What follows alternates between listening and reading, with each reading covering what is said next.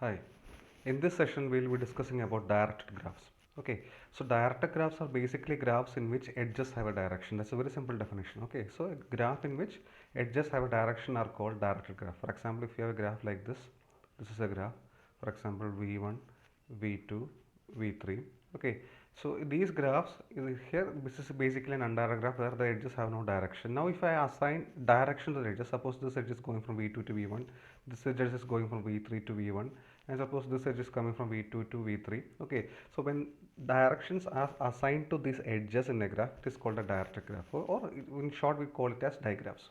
Okay, so diagrams of a variety of applications basically used to model traffic flow. Okay, when there are one-way lines or one-way traffic, we can model those using directed graphs. Or if you want to model flow networks where there are valves and pipes and also electrical networks, they can also be modeled using diagraph.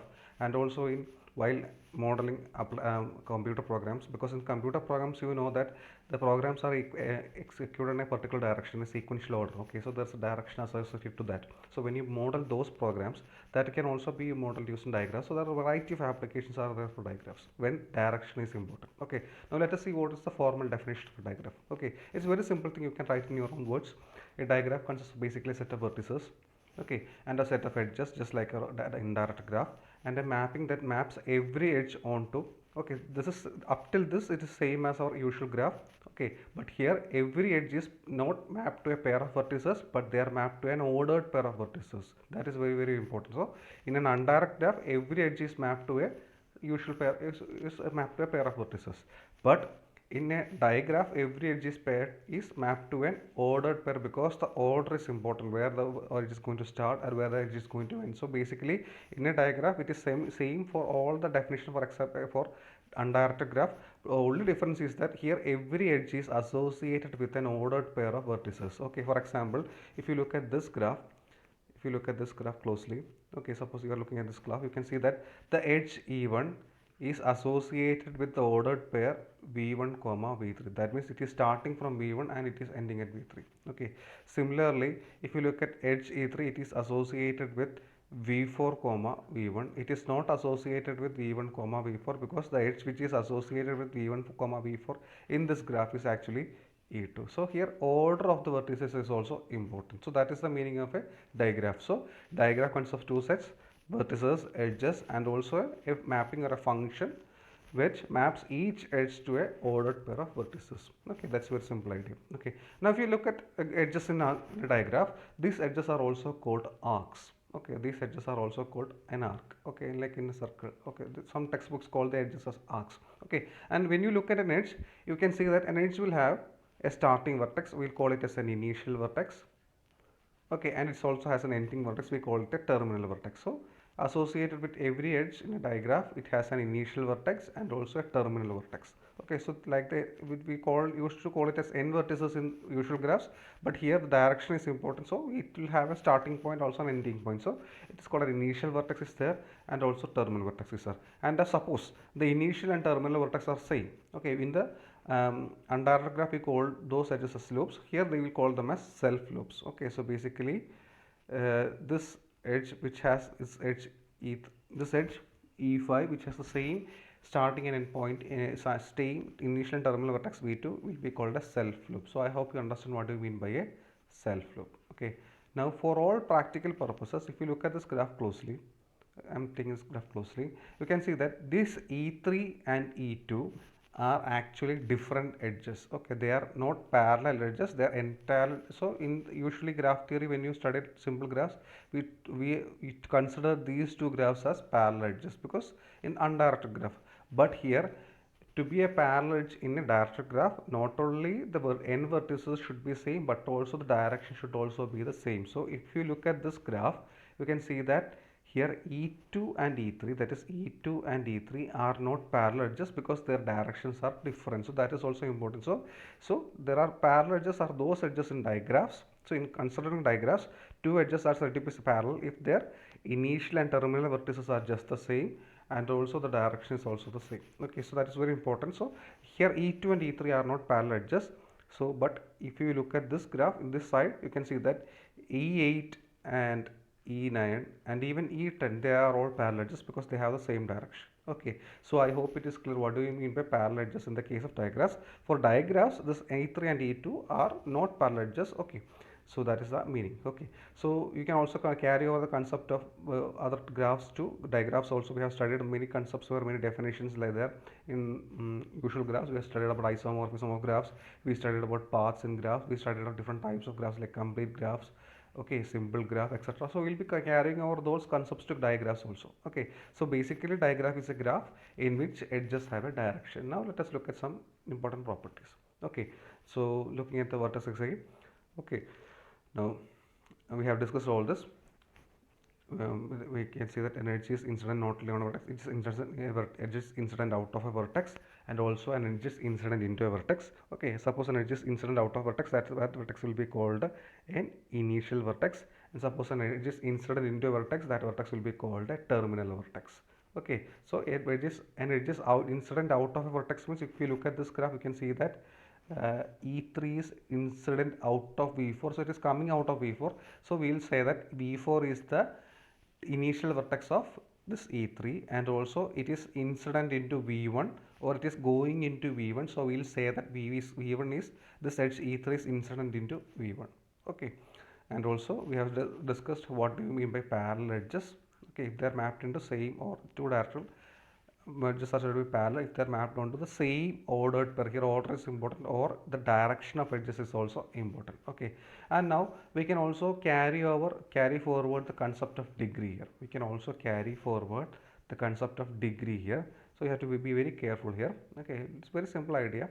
Okay, the number of edges which comes out of a vertex is called its out degree. Number of vertices which comes out, number of edges which comes out of a vertex is called its out degree, and it is usually denoted by the symbol d plus vi. Okay, and the number of edges which comes into a vertex is called its in degree, and it is usually denoted by the symbol d minus vi.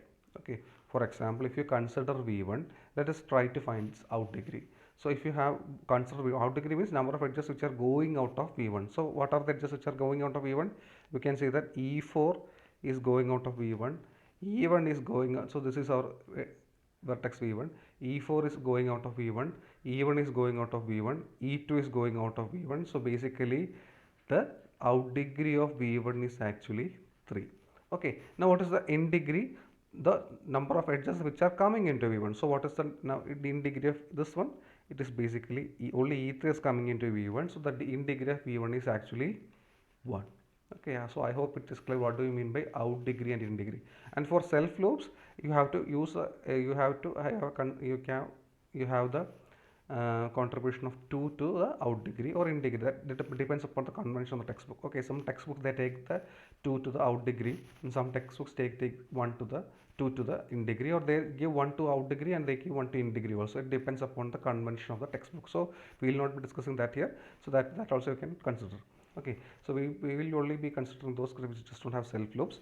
Okay, so let us look at the out degree and in degree of V3 here. So can you find the out degree?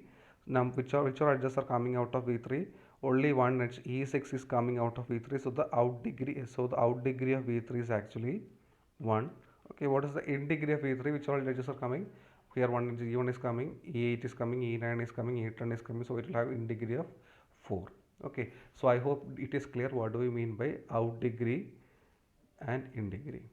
Okay, now let us look at a more important result. Simple result. You can see that you can prove that in a diagraph the sum of all in degrees is equal to the sum of all out degrees, and each will be equal to the number of edges. So this will be equal to the number of edges. Okay, so basically in a diagraph the sum of all in degrees is equal to the sum of out degrees, and each sum will be equal to the number of edges. You can they can ask you in the exam, you can prove it also. It's very simple, because if you take an edge, okay, if you take an edge in a diagraph, that edge will actually contribute 1 to the out degree and also 1 to the in degree. Every edge will contribute exactly 1 to the out degree and also exactly 1 to the in degree. Okay, so when you take the sum of all out degrees, you are actually taking the total number of edges, because the out degrees are made up of edges which are coming out of that any vertex. So when you take the sum of all out degrees, actually you are taking the sum of all, we are taking the number of edges because each edge contributes exactly 1 to the out degree and exactly 1 to the in degree also. Okay, and also only the degrees are made up of just of edges only. So basically what you get, the sum of all the out degrees will be equal to sum of all the in degrees, which will be the equal as the number of edges in the graph. You can write in your own words. Please try to prove that the sum of all in degrees is equal to the sum of all out degrees. Very simple result. Okay, and now what do we mean by an isolated vertex? An isolated vertex in our earlier graph also, it was basically a vertex with degree 0. So here there will be no edge which will be coming to that vertex, no edge will be going from that vertex. So basically an isolated vertex is a vertex which has both in degree and out degree 0. Okay, and similarly pendant vertex, which I studied earlier. So earlier a pendant vertex was a vertex which had degree 1. Okay, so in digraphs a pendant vertex is a vertex which can have, in which an edge can come, okay, or an edge can go from there. Okay, only one or two, only two possibilities. Either an edge will be coming to that vertex or an edge will be going away from that vertex. So there is no other possibility there. So basically if you look at this graph, if you are looking at this graph here, okay, so if you look at this graph here, V5 is a pendant vertex because only one is coming to that. Okay, so it can either come to that or it can go from that also. So in effect we can say that the degree is 1 or the sum of out degree plus in degree can be maximum, can only be 1. Okay, so it cannot have an edge coming and edge going at the same time. Either an edge will come there or an edge will go from there. Okay, so the sum of the in degree and out degree of that vertex will be actually 1. Okay, and associated with a digraph is also there is also an underlying undirected graph would be there corresponding to digraph. Okay, for example, if I have digraph D, I can discard now the directions of the edges. I will get a underlying graph. This is called the, it is called the underlying graph corresponding to this graph G. Okay, so this is called the, or I will call it as the undirected graph corresponding to a digraph. Okay, so this is called the undirected graph corresponding to the digraph G. So associated with every digraph we can have a undirected graph, and it will be called, very simple words, it will be called the undirected graph corresponding to this digraph G. Okay, and given any undirected graph you can actually have many digraphs. Okay, so for digraph you will have a single undirected graph, but when you have an undirected graph you can construct many digraph by just changing the directions. Okay, so that is also very important. And one more thing, in some textbooks, for example, if I have an edge like, suppose I am drawing a digraph like this. Okay, suppose it has a parallel edges like this. Okay, in some textbooks, suppose it is like this, here is the direction is like this. In some textbooks what they would do is that instead of drawing these edges like this, they will just draw like this. You can see this here. Okay, and they'll give you like this. Instead of drawing two edges here, they'll put a direction at the two ends like this. Okay, instead of drawing two edges like this here, they'll simply put an edge and put two arrows to the end, so that one, using one edge they'll represent both directions. So this convention is used in some textbooks. If you look at some textbooks, you may be seeing these type of figures. This actually means that there are two edges, one edge is going from here to there and another edge is coming from there to here. Okay, so they'll use this notation in some textbooks. You can look at that also. So that is a total convention here. Okay, now moving forward, we can also discuss isomorphism and digraph. There is nothing to discuss because same as the usual isomorphism. So only difference here is that in the usual isomorphism, the number of edge vertices should be same, number of edges should be same, and also they should preserve their mapping, preserve the edges, basically preserve the adjacency. So if two vertices are adjacent here, it should also be adjacent to the other graph also. That was the idea usually used for isomorphism in undirected graphs. But coming to directed graphs, one more extra condition we have to use, that is you have to preserve adjacency. Okay, plus you have to also to preserve the basically the direction also. So there is an extra condition here. The vertices should be the same, number of edges should be the same, the adjacency should be preserved, and together with this it should also preserve the direction also. Okay, so if you look at these two graphs, okay, if you look at their undirected graph, they are just the same. So they are isomorphic in the case of undirected graph, but they are not isomorphic as directed graph, because if you look at the direction, here the direction is preserved, here the direction is preserved. Okay, here directions are preserved, direction is preserved here. So everywhere it is preserved. But if you look at the edge E4, the direction is not preserved in the case of edge E4, and hence this will not be isomorphic. Okay, so isomorphism concepts are same except for one extra condition in digraph, that is the direction of edges also should be preserved. Okay, so that is also important. Now we'll discuss some simple types of digraphs. They can ask you definition and all. It's very simple ideas. One is simple digraph. Okay, just as a simple graph, in a simple graph it should not have loops and parallel edges. So in a simple digraph it should not have no self loop and also parallel edges, no self loop and parallel edges. Okay, you have to be very careful here, because in a digraph, if you suppose this is a digraph, this is actually a simple graph, simple digraph. But if I draw an edge like this with this direction, this is also a simple digraph, because here there are these two edges are not parallel. Okay, because their directions are different. Okay, but if I had drawn it like this, suppose if I had drawn an edge like this also with the same direction, this will not be a simple digraph, because it has two parallel edges. Okay, so you have to be careful. What do you mean by parallel edges? Parallel edges does not mean the edges have the same end vertices. It means it should have the same direction also. Okay, so a simple graph is a graph which has no self loop and parallel edges, and we have given you a simple example. If you look at this graph here, drawn here, you can see, you may think that it's not a simple graph. Its underlying graph is not a simple graph, but this is a simple graph because the edges, the direction of edges are entirely different. If you look at closely this graph, the direction of edges are actually different. So there are no parallel edges in this graph. So this is actually a simple graph. Okay, and also there are no loops also. And also we can look at other examples also. This is also a simple graph. Okay, this is also a simple graph, but this is not a simple graph because there is a you can see the self loop is there. Okay, so I hope it is clear what do you mean by simple graph. They can ask you define a simple digraph with an example. Okay, and again symmetric digraph. Okay, so symmetric digraph, basically if you have an edge from A to B, then you will have an edge from B to A also. Okay, so if there is an edge going from A to B, you will have an edge going from B to A also. Suppose this is your A, B, C. Suppose there is an edge from A to B, you should have an edge from B to A also. And if there is an edge from B to C, you should have an edge from C to B also. So for every edge from A to B, you will have an edge from B to A. This is similar to our basically symmetric relation which you have studied in your combinatorics course or discrete mathematics course. So just like that, when there is a ordered pair AB, you had ordered pair BA. So that's the same idea here. Okay, so if you have an edge from A to B, you will have an edge from B to A also. Okay, so that is the mean. So it's no coincidence that it has a analogous relation with symmetric relation, because in the next section we will actually be modeling these relations which we have studied earlier using diagrams. So symmetric digraphs are basically used to model symmetric relations. We'll come to that later. It's the idea same to that of symmetric relation. Okay, so if there is an edge from A to B, there is also will be an edge from B to A. Let us look at an example. This example is basically is that of a symmetric digraph. Okay, because if when there is an edge from here, there is an edge in the reverse way also. When there is an edge here, there is an edge there also. Okay, for example, this graph is not a symmetric graph because there is an edge from here to here, but there is an edge from here to there. Okay, so that's the meaning of a symmetric graph. You can see that this graph is again symmetric.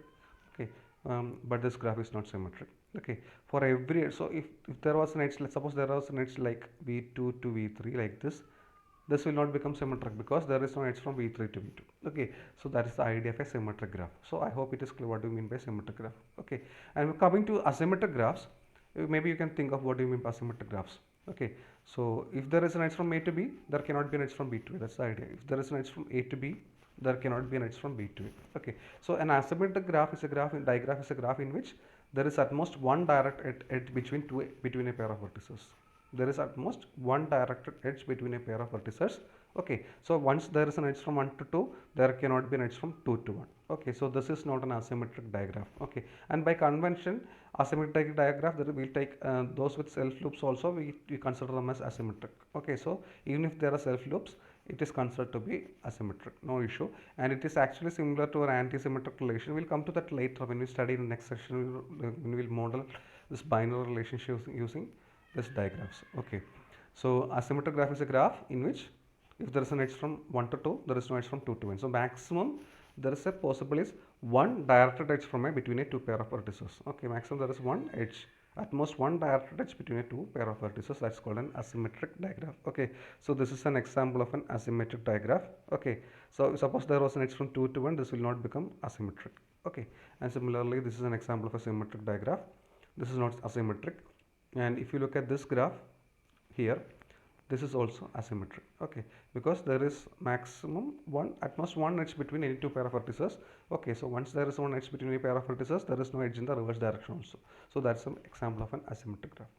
Okay. Okay, so moving forward. Okay, so we can use the combination of them also. There can be asymmetric simple graphs, there can be symmetric simple graphs, etc. You can use the combination of these words also. So please try to find out some examples of such graphs. Okay. Okay, so here itself I have already given you the examples of symmetric and simple graph, asymmetric simple graphs. Okay, can you try to you can try to draw more examples also. Okay, and moving forward, coming to the last section, again we'll carry forward the idea of complete graph. Okay, what was the complete graph in the usual graphs? In the undirected graph, basically if a graph had a pair of edges between any two pair of vertices, if there was an edge between any two pair of vertices, we used to call them as complete graph. A simple graph in which there was a pair of edge between any two pair of vertices, we call them a complete graph. So using that same idea, okay, what do we mean by complete asymmetric graph? Right, asymmetric graph plus complete graph. Okay, so if in a simple diagram there is exactly one, so it's very important, exactly one edge between any two pair of vertices, it will be called a complete asymmetric diagram. Okay, so very simple thing. So maximum possible is actually one edge, and they have exactly one edge also. Okay, so a simple diagram in which there is exactly one edge between any two pair of vertices, it is called a complete asymmetric diagram. Okay, for example, this is an example of a complete asymmetric diagram. There is exactly one edge between any two pair of vertices. That edge will have a direction, but there will not be more than one edge between any two pair of vertices. Okay, so if there is one edge like this also, it will not become a complete graph. Okay, so I hope it is clear what do you mean by complete asymmetric graph. And you can see that the underlying graph of a complete asymmetric graph is basically a complete graph. Okay, if you remove the directions of the edges, you will get a complete graph. Okay, and hence a complete asymmetric graph will have how many edges? Since the underlying graph is a complete graph, it should have n into n minus 1 by 2 edges. So therefore a complete asymmetric graph will have a n and n minus 1 by 2 edges. And also this complete asymmetric graph is also known by another name called tournaments. Okay, tournaments, also called a tournament. We'll come to that later. Okay, so we'll study more about tournaments later. So a complete asymmetric digraph is also called a tournament. Okay, can you give me another example? I'll give you an example of a complete asymmetric graph on three vertices. So this is an example of a complete asymmetric graph on three vertices. I can give you other examples also. If I just change the direction, if I change the direction like this is also a complete asymmetric graph on three vertices. Okay, again you can draw again. If you just change the direction, you can again draw other complete asymmetric graphs also. Okay, and moving forward, what do you mean by complete symmetric graph? Okay, in that case, it is symmetric graph plus it is complete also. That is, in that case, since this is symmetric, if you take any two pair of vertices, you will have two edges, one in the one direction and the other in the opposite direction. So between any two pair of vertices, we will have two edges with opposite orientation. So for any two pair of vertices, we will have two edges related to that. Okay, so in simple diagram in which there is exactly one edge directed from every vertex to every other vertex. So basically this is important. One edge directed from every vertex to every other vertex. Okay, so if there is an edge from V1 to V2, there will also be an edge from V2 to V1. Okay, and can you think of the number of edges here? What will be the number of edges? In usually a complete asymmetric graph or a complete graph, number of edges is n into n minus 1 by 2, because for between any two pair of vertices only one edge is possible. But in the case of complete symmetric graph, between any two pair of vertices, how many edges are possible? Two are possible. So when you take that, it will have earlier it was in n into n minus 1 by 2, because now between any two pair of vertices, two edges are possible. So here we will have n into n minus 1 edges. Very simple result. Okay, so this is an example of a complete symmetric graph. Okay, so if you want, you can just check it out. This is an example of a complete symmetric graph.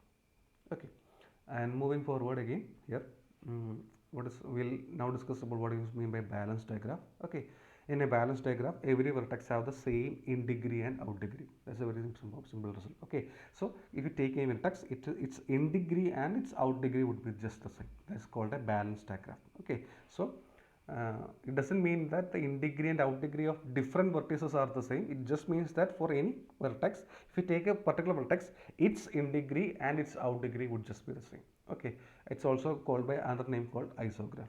Now if you look at this example here, so if you just look at the in degree, so the in degree of 1 is actually 1, out degree of 1 is 1. The in degree of 0 is actually, what is the in degree? 1, 2 edges are coming. The out degree is 2 edges are going, again 2. The in degree of 3 is again 1, out degree is 1. In degree of 4 is 1, out degree is 1. Similarly, in degree of 2 is 1, out. So basically, you can say that when you take a particular vertex, its in degree and out degree is same. So such vertices are called, such graphs are called balanced digraphs, or it is also called isograph. Okay, and if you have imposed one more condition here, suppose you are wanting that all the vertices should have the same degree, same in degree, or same in degree, or same out degree. Okay, if you are imposing that condition also, so here you can see that every vertex don't have the same in degree, it is having different one. Okay, so if you are imposing the extra condition that all the vertices should have the same in degree and the same out degree, it will be called a regular digraph. Okay, so a regular digraph is basically a balanced digraph in which the in degree and out degree of all the vertices are just the same. Okay, for example, the in degree and out degree of all the vertices here is actually 1. Okay, here the in degree is 1, out degree is 1, here the in degree is 1, out degree is 1. So if you are imposing the extra condition on a balanced digraph that the degree of all the vertices should also be the same, it will be called a regular digraph. Okay, so a balanced digraph in which every vertex has the same in degree and out degree as every other vertex is called a regular digraph. Okay, so these are some common definitions they can ask in the exam. They can ask what do you mean by symmetric graph, asymmetric graph, what do you mean by symbol digraph, complete asymmetric digraph, complete symmetric digraph, balanced digraph, regular digraph, etc. Please go through these definitions and also be prepared with some examples also.